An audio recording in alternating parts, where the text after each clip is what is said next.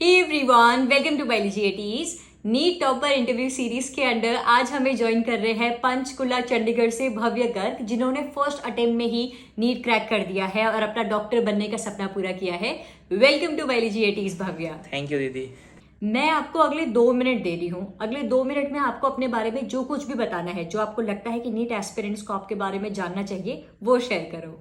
Hello everyone, तो मेरा नाम भव्य गर्ग है। मेरी नीट में ऑल इंडिया रैंक 1279 थी और मेरे मार्क्स 685 थे। ठीक है। 11th-12th की स्कूलिंग जो थी वो डमी थी और मैं शुरू से ही नीट की प्रिपरेशन कर रहा हूँ। ठीक है, आपका इंडिविजुअल सब्जेक्ट स्कोर क्या रहा तो है? इंडिविजुअल सब्जेक्ट स्कोर की बात करूँ तो मेरा फिजिक्स में था 165, केमिस्ट्री में था मेरा 180 और Okay. बायो में मेरा 340। और मैंने सुना है आपको काउंसलिंग के जरिए कॉलेज भी मिल गया है। बताओगे कौन सा कॉलेज मिला? हाँ जी, मेरे को स्टेट काउंसलिंग के जरिए GMCH चंडीगढ़ मिल चुका है।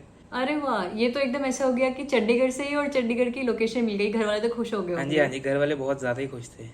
अच्छा अच्छा, पहला सवाल तो मैं यही पूछूंगी कि बच्चे फर्स्ट अटेम्प्ट में नीट क्रैक करने में कितने एफर्ट्स लगते हैं? फर्स्ट अटेम्प्ट में नीट क्रैक करने में एफर्ट्स जो लगते हैं वो शायद सब्सिक्वेंट अटेम्प्ट्स में जो लगते हैं उससे कम है, क्योंकि बाद में हमें ओके। जो कॉन्फिडेंस है वो बहुत कम हो जाता है। जो हमें फियर ऑफ फेलियर है वो रहता है थोड़ा बहुत ठीक कि है। एक बार नहीं हुआ है, लेकिन बिल्कुल। फिर भी पढ़ना तो चाहे ठीक है। फर्स्ट अटेम्प्ट हो, चाहे सेकंड अटेम्प्ट हो, थर्ड अटेम्प्ट हो, अगर आप पढ़ोगे तो नीट क्रैक करना ऐसे चुटकियों का ही खेल है।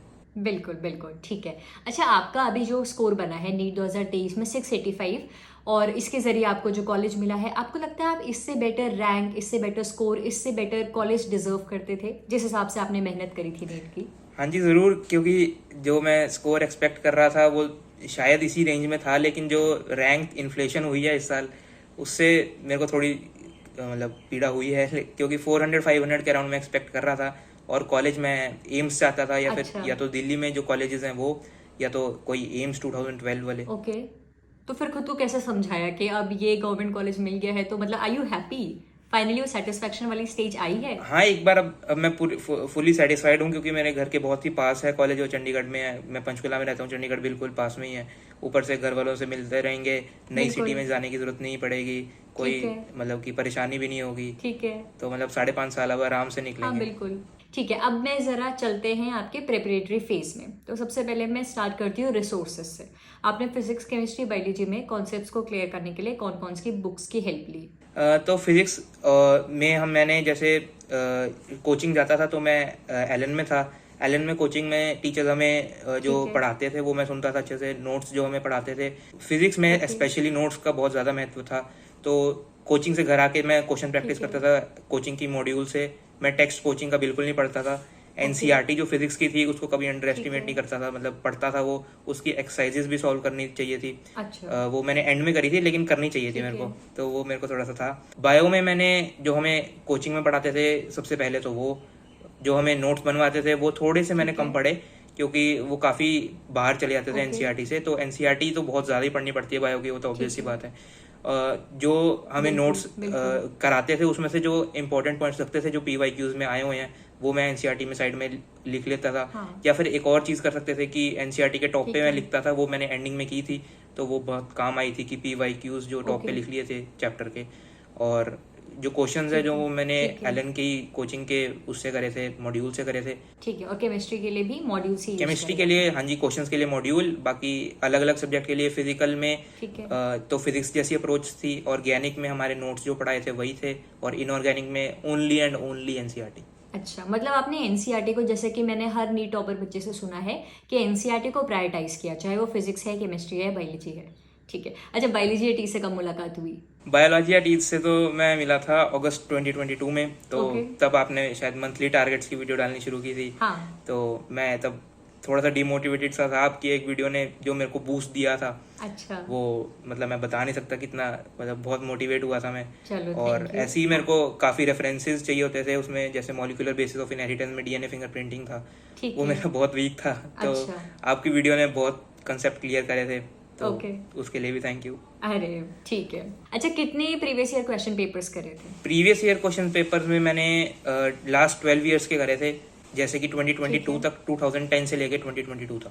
2022 तक करे थे, ठीक है। और टेस्ट सीरीज और मॉक टेस्ट पेपर देने के लिए क्या टेस्ट resources सीरीज और थे? मॉक टेस्ट के लिए मैंने एक तो जो कोचिंग के होते हैं वो तो करे ही करे, जो एक्स्ट्रा करने थे वो भी मैंने कोचिंग से ही बोल के उन्होंने मेरे को एक्स्ट्रा अवेलेबल करा दिए थे, सारा कुछ मिला के। और मैं ऊपर से SRG बैच था, एलन में होता है एक स्पेशली SRG रैंकर्स बैच होता है, तो वहाँ पे टेस्ट दे के जो टॉप करता है उनको ले लेते हैं। भले ही मैं थोड़ा सा कम करता था पर फिर भी मैं एक बार सिलेक्ट हो गया था, तो उनके भी बहुत अलग टेस्ट होते थे हाई लेवल थोड़े से, तो वो भी करता था अटेम्प्ट। अच्छा जी, ठीक है। आपका फुल सिलेबस मॉक टेस्ट में अभी तक का सबसे लोएस्ट और सबसे हाई स्कोर? फुल सिलेबस जो मैंने मॉक टेस्ट देने शुरू किए थे वो जनवरी में हमारी शुरू हुई थी टेस्ट सीरीज, तो तब से जो सबसे पहला ही टेस्ट था उसमें शायद था मेरा 617 लोएस्ट, और हाईएस्ट मेरा शायद से इन बिटवीन हुआ था जो मेरे नीट में 685, वही हाईएस्ट था मेरा। अच्छा, आपको क्या लगता है बच्चे के क्या रीजंस थे जिसकी वजह से आपका पहले अटेम्प्ट में ही नीट क्रैक हुआ? मतलब what are the major factors responsible? एक तो कि मेरा डॉक्टर बनने का पैशन था, जब तक पैशन ना हो तब तक आप कुछ नहीं कर सकते। कि मेरे को डॉक्टर ही बनना था, ऐसा नहीं था कि मेरे को जेई, अगर डॉक्टर नहीं हुआ तो मैं जेई IIT जेई कर लूंगा, नहीं, मेरे को डॉक्टर ही बनना था और बनना, मतलब बनूंगा मैं। सेकेंडली हो गया कि हार्डवर्क, जो हम मेहनत कर रहे हैं वो कॉन्फिडेंस होना चाहिए कि खुद पे कॉन्फिडेंस है। और तीसरी चीज हो गई कि जो आपके पास जो भी डिस्ट्रैक्शन है, जितनी मर्जी डिस्ट्रैक्शन है, सबसे मेन है जो है वो मोबाइल फोन है, उसको आप डस्टबिन में फेंक सकते हो आराम से, तो वो है। और बाकी बस यही है मेनली तो, और NCERT फोकस प्रिपरेशन। ठीक है। अच्छा, कुछ गलतियां भी हुई होंगी, तो आपको ऐसा लगता है कि प्रिपरेशन के दौरान आपने कुछ ऐसी गलतियां करी जो आपको लगता है कि ना करते तो शायद बेटर स्कोर होता, और आप चाहते हो कि फ्यूचर नीट एस्पिरेंट्स वो गलतियां ना करे ताकि वो आपसे कुछ सीख कर और बेटर स्कोर? गलतियां तो मैंने बहुत की थी, सब शायद रिलेट भी कर पाए। जैसे हमारी 10th खत्म हुई थी, हमें पता चला था कि बोर्ड्स हमारे होने नहीं वाले, तब एक गेम चल रही थी बड़ी प्रेवलेंट, PUBG। तब मैं काफी वो खेलने लगा था, PUBG। हाँ जी हाँ जी। तो 3-4 महीने उसमें कब निकल गए मेरे को पता नहीं चला, और 11th की मेरी स्टार्टिंग बिल्कुल खराब हो गई। और जब स्टार्टिंग खराब हो तो आप बड़ी मुश्किल समझती है एंडिंग तक। तो मेरी 11th में जो मेरी दिक्कत हुई वो मेरी 12th में भी दिक्कत हुई, 11th के सिलेबस की 12th तक दिक्कत रही। तो अपनी 11th को कभी भी कॉम्प्रोमाइज मत करना। हाँ, वो बैकलॉग हो जाता है फिर तो। ओके। अच्छा, नीट से 1-2 महीने पहले आपका स्टडी रूटीन क्या रहता था? कितने घंटे डेली पढ़ा करते थे? पहले तो आप ये बता दो, चलो कितने घंटे आप डेली पढ़ा करते थे? नीट से 1-2 महीने पहले तो मैं ऐसे था कि बहुत ज्यादा थक चुका था, सैचुरेट हो चुका था पढ़ कर, तो मैं मैक्सिमम 8 से 9 या 10 घंटे पढ़ पाता था मैक्सिमम। और उसमें भी मैं पढ़ता कम था, टेस्ट पेपर्स और क्वेश्चन ज्यादा सॉल्व करता था। बच्चे ऑनलाइन मॉक टेस्ट देते थे या फिर ऑफलाइन? नहीं, मैं ऑफलाइन मॉक टेस्ट देता था विद OMR, बबल फिलिंग, सारा कुछ। और मॉक टेस्ट देने की फ्रीक्वेंसी क्या रहती थी? कितने दिन के गैप में आप फुल सिलेबस मॉक अटेंड करते थे? फ्रीक्वेंसी अगर मॉक की बात करें तो मैं हर दिन अटेम्प्ट करता था, ट्राई करता था कि मिनिमम 2 तो हों आखिरी के 1-1.5 महीने में। लेकिन मेरे से कभी कभार छूट जाते थे तो एक आध ऐसे रह जाता था, तो मैक्सिमम मैंने 3 भी दिए एक दिन में। तो अगर मैं पूछूं कि नीट 2023 से पहले का अप्रोक्सीमेट फिगर कि आपने इतने number of full syllabus mock test तो अटेंड किए होंगे, कुछ आइडिया लगा सकते हो कितने? जरूर। तो कोचिंग के अगर मैं मिलाऊं और जो बाद में मैंने अलग से लिए SRG वाले, तो वो मिला के टोटल अराउंड 80 के अराउंड हो जाएंगे। अच्छा, अपना एग्जाम डे एक्सपीरियंस बताओ इन 2 मिनट्स। अच्छा, एग्जाम डे एक्सपीरियंस। तो एग्जाम डे वाले दिन तो मैं फुल कॉन्फिडेंस में था कि काफी अच्छी तैयारी हुई थी, मेरी नींद पूरी हो चुकी थी। मैं वहाँ पे सेंटर पे भी पूरे अराउंड 11 के अराउंड पहुंच गया था। एग्जाम 1:30 या 2 बजे शुरू होना था, तो मैं सेंटर पे 11 o'clock पहुंच गया। और वहाँ पे जो प्रॉब्लम्स आई, मैंने वहाँ पे इन्विजिलेटर को बोला कि बेंच ठीक नहीं है, बेंच उन्होंने मेरा बदल दिया था।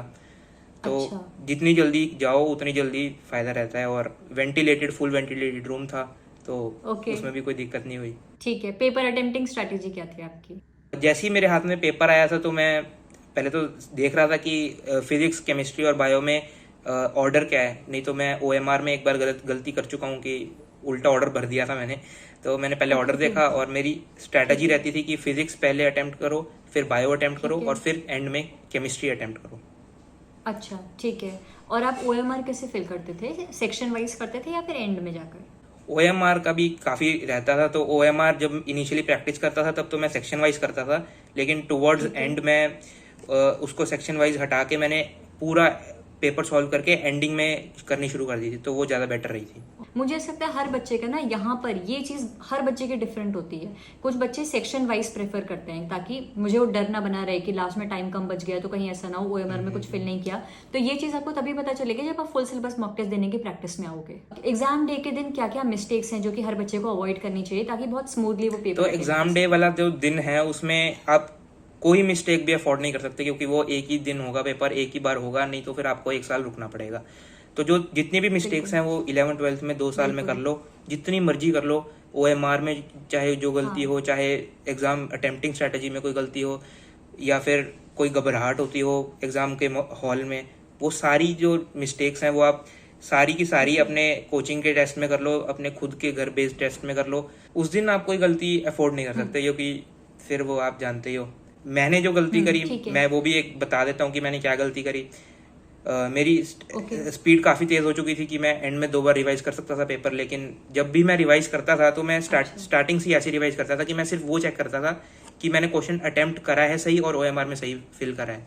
लेकिन वो गलती मैंने ये करी कि मेरे को ये चेक करना चाहिए था कि जो मैंने क्वेश्चन करा है अटेम्प्ट, उसका आंसर मैंने सही टिक करा है कि नहीं करा। गलती से कोई और तो नहीं ऑप्शन टिक हो गया मेरे से, वो चेक करना चाहिए था। तो वो गलती मैंने 3 क्वेश्चन में कर दी थी नीट 2023 में, नहीं तो मेरा आज स्कोर अच्छा होता। और वो आप गलती अवॉइड कर सकते। चलो कोई बात नहीं। आई होप तुम्हारी इस मिस्टेक से बच्चे सीखें। मतलब बेसिकली आप रीडिंग मिस्टेक की बात कर रहे हो, है ना, कि जब रीड कर रहे हो तो बहुत सिंसियरली, बहुत सीरियसनेस के साथ आपको रीड करना है क्वेश्चन को, चाहे आप फर्स्ट टाइम रीड कर रहे हो चाहे सेकंड या थर्ड टाइम रीड कर रहे हो। ठीक है, सारे फ्यूचर नीट एस्पिरेंट्स को क्या मैसेज देना चाहोगे? सारे फ्यूचर नीट एस्पिरेंट्स को मैं ये बोलना चाहूँगा कि सिर्फ 2 साल की मेहनत है, उसके बाद आपको कोई भी कुछ भी करने को कोई नहीं रोकेगा। 5 साल जितने मजे करने कर लेना, 2 साल जितना जी जान से पढ़ सकते हो पढ़ लो। सबसे वीकेस्ट सब्जेक्ट है वो आप स्ट्रॉन्गेस्ट कर सकते हो। मेरा वीकेस्ट केमिस्ट्री था, मेरे बोर्ड में फुल है केमिस्ट्री में, मेरे नीट में फुल है केमिस्ट्री में। वीकेस्ट सब्जेक्ट को स्ट्रॉन्गेस्ट कर लिया तो आपकी मुट्ठी में सब कुछ है। और एंड में एक चीज कहूंगा, मेरे favourite YouTuber doctor Aditya Gupta ने कही थी कि कोचिंग मॉड्यूल्स धोखा है, NCERT पढ़ लो मौका है। बस। क्या बात है, क्या बात है, शानदार। चलो मेनी कंग्रेचुलेशंस भाव्या, आपकी जितनी शानदार ये मेहनत रही, ये प्रिपरेशन की जर्नी रही और जितनी अच्छी सक्सेस आपको मिली है, आई होप आपकी MBBS की जर्नी भी उतनी स्मूथली जाए, उतने अच्छे तरीके से जाए और बहुत अच्छे डॉक्टर आप बनो। थैंक यू दीदी, थैंक यू।